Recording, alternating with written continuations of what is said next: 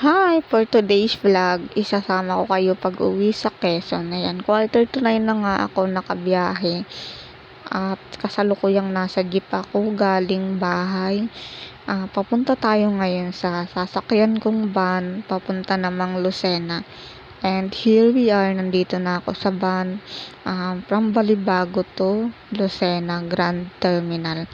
So, ang pamasahe natin dito is 250. Yun ang pamasahe ngayon. Nagmamahal na talaga. And ito na nga, 10:15 tayo nakaalis dito sa Balibago. So dito nga pala sa complex, magkakalapit na nga pala ang McDo, Jollibee, 7-Eleven, Mercury, Target Mall. Ito yung tinatawag na complex Balibago. Kapag galing kang Manila, nasasakyan mo ay Balibago, dito bumababa sa complex. At ito na nga, malapit na nga tayo dito sa Gumaca, Quezon. Nakikita nyo itong lugar na ito. Yan. And here we are. Anong oras na ba? Ano ba tong camera ko? So, ayan. Sa kasalukuyang 3 PM na ng hapon. At ito na nga, andito na tayo sa Gumaca, Quezon. Ayan, kung familiar kayo, ito, malapit na ako dito sa munisipyo ng Gumaca, City Hall ng Gumaca. Kahit papano, gumaganda na nga pala yung City Hall ng Gumaca. Dati kasi ang pangit nito. May kumakalat na chismis, sabi ililipat daw itong City Hall ng Gumaca. Comment down below nga kayo kung totoo nga yung chismis ngayon na itong City Hall ng Gumaca ililipat dun sa may LTO daw, sabi nila. So ayan, yung ating environment ay talaga namang bundok na, province na. And yan nga pala, may ilog-ilog siya dito. Ayan, sa Tulay, Barangay Peña Francia kung tawagin. Ayan, nalalapit na tayo. Ayan na. Feel ko na talagang nandito na ako sa Gumaca, Quezon. Ang Quezon ay kilala sa coconut capital. Kaya mahilig kami sa ginataan na mga gulay, kahit anong ginataang luto. At so ito na nga yung aming City Hall. Ayan, gumanda na siya. Ang ganda ng tingnan, medyo malawak din naman siya. At ito nga pala, mayroon kami ditong intersection. Yung papunta dito sa Narciso, Quezon, at yung kabila ay biyahe namang Bicol. So, ito na nga, ayan. Sa may papuntang Chowking, papuntang Narciso, Quezon, at dito sa may papuntang Jollibee, ay biyaheng Bicol na po ito. So, ayan.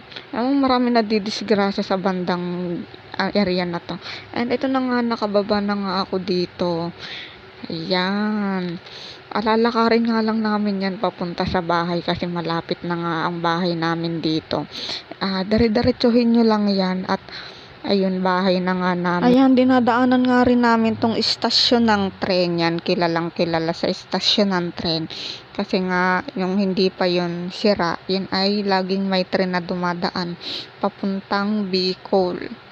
So, ito na nga ang aking tatay. Sinundo ako sa bayan. Kasi nga, ang bigat nga nung aking backpack na dala-dala. So, ito yung way. Ayan. Kita nyo naman dikit-dikit yung bahay. So, ganito dito sa amin sa province of Quezon. So, ayan na. Yung sintas nga pala ng sapatos ko tanggal na. Ayan. Anong oras na? Yan, almost 3:15 ng hapon andito na tayo sa Gumaca. Akasya nga pala dito yung tricycle palabas. Dahil wala namang terminal dito sa pinakang loob, maglalakad ka talaga. Ayan, di ba malapit lang sa palengke, malapit sa lahat. May nakikita kayong paskil na signal, yung poster na yun na yung amin. At ito naman yung bahay na yun kung saan yan yung parang event center. So ito na nga yung ating bahay, wala ng bubong. FYI, one of the reason kung bakit nga pala ako umuwi gawa nga nitong bahay. So gusto kong bisitahin kung ano na yung status ng paggigiba ng aking tatay. So ayan, napagkasunduan nga kasi sa barangay na ayun, ito talaga yung part namin na gusto naming mag-iba, 'di ba? Kaysa hindi naman kami bayaran dito sa bahay na ginastusan. Bakit namin isosurrender ang bahay hindi naman kanila? So wala kaming choice kundi gibain kung hindi naman kami babayaran, 'di ba? Ganun lang naman kasimple, hindi yung pinaabot pang 8 buwan na kami ay nag-uusap sa barangay. Sino bang maligalig? Yung may-ari ng lupa, hindi naman kami. Kung in the first place, una pa lang pumayag sila sa desisyon namin na gibain. Kasi amin naman itong bahay di ba? Aba, ayaw ko maprito sa sarili kong mantika. Never let anyone to step on you. Nagana pa tong ilaw. Nagana pa yan. Tingnan mo, nagana pa to. Oo, nagana. Ito, naulan.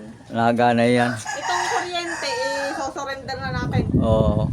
Tapos itong yero, ibebenta natin. Ibenta yung maayos pa. Ay, ito. Hindi ito delikado na ulan. Pag sinaksakan mo.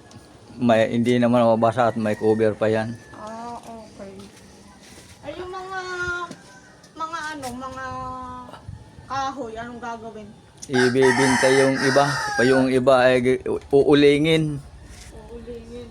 Ay, itong CR ayos pa ano? Ayos pa naman at hindi pa Tara na. nagigiba. Gutom na ako, kakain na muna ako. Ito ang kwento. As in talagang gutom ako, promise. Kasi nung umalis ako ng bahay, nag-ano lang kasi ako, nag-warm water. Tapos, plano ko nga pagdating ko ng Lucena, kakain ako. Pagdating ko doon, ay paalis na rin ang van. So, ito na nga, buti na lang yung friendship ng papa ko. Binigyan si papa ng ginataang langka. Sobrang panalo ng lasa, ang sarap, promise. Oh. Oh, bakit ka malungkot? Wala nang bahay eh. Tingnan mo. Tingnan mo. Wala nang bahay oh. Sinong di malulungkot? Dito ka lumaki, dito nagsimula ang mga alaala at mga magandang alaala kasama ang pamilya mo. So, dito rin umuwi ang mga iba kong pinsan. Oh. Ito, ang sarap nito. Binili ko ito dun sa labasan. Paano sasarap yan? Wala naman cheese yan. Ito nung niluto ay sinama na yung mga lahok dyan. Kaya yan ay maganda ang lasa. Tingnan mo, wala kang ka-cheese yan eh. Oh. Tikman mo kung masarap talaga. Masarap talaga ito. Oh. Tikman ko. Oo. Oh, kita mo? Sa tingin mo lang hindi masarap.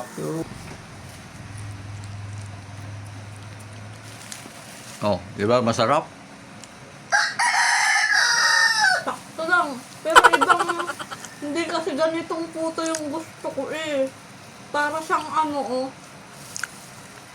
Ayan ay malagkit. Hari ng malagkit Ay yan. ano yung isang tawag, yung may cheese sa ibabaw. Ay yun naman yung luto nilang sa balinghoy. Balinghoy? Yung may kulay. Putong balinghoy. Pwede na, pagtsagaan na natin. Basta nakakabusog, okay lang. Several days later. So, ayan, nakabalik na nga ako ng Santa Rosa, Laguna. Grabe, nung umuwi talaga ako dito sa Quezon, maulan na talaga siya. Nagsimula na ang paulan-ulan. Parang isang linggong nag-uulan, maghapon, magdamag. Kaya ngayon na lang, kahapon, ano bang date kahapon? 19, 20, 21. 21 siya nagiba ng tuluyan. Kasi nga, nung 10, 11, 12, 13, 14, 15, 16, and so on, ay ang pangit ng panahon. Nag-uulan. Dahil nga siguro, bare months na, December na, ganito naman talaga yung ating season. Yung weather, ay paiba-iba. nagiging rainy season na siya. So, yung may mga bahay kaming kalapit dun sa likod, mapapalapit na ang kanilang paglabas. Ayan, papuntang bayan. Kasi yung mga nasa likod may iniikutan pa silang daan bago makarating dito sa dinaanan kong hallway. So, ayan. Pag nalinis siya ng maayos, maganda na siyang tingnan. Maganda nga siyang gawing parking area. So, ayan. Maganda rin siyang tayuan ng mini grocery. Kung may bibili nitong lupa, kung may pagbibili ng landlord sa mayaman, whatever. Ayan, nakiusap pala yung may-ari ng lupa, wag daw gibain yan, yung may harang na yan. Kumbaga parang privacy na rin dyan sa properties na yan, di ba? Pero ewan ko, sooner or later may magrereklamo dyan, nag-ibain yan kasi para malawak yung daanan ng tricycle.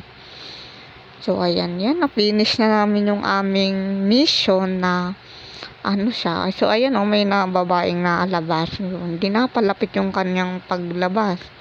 Kumbaga naging shortcut na. So ayan, sobrang magkakalapit kami ng bahay, as in pag nagsasalita ka sa bahay, rinig ng kabilang bahay.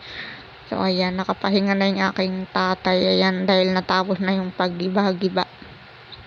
Matagal din kasi kung hindi siya nag-uulan-ulan. Matagal nang nagiba ito, as in itong bahay na ito. Medyo malawak din, 'di ba? Kasi dito sa bahay na 'to ginaganap din yung ibang reunion kasi sa pamilya namin meron din kaming reunion. So ayun, nakakalungkot lang, wala tayong magagawa. This is our destiny. Thank you so much for watching, guys.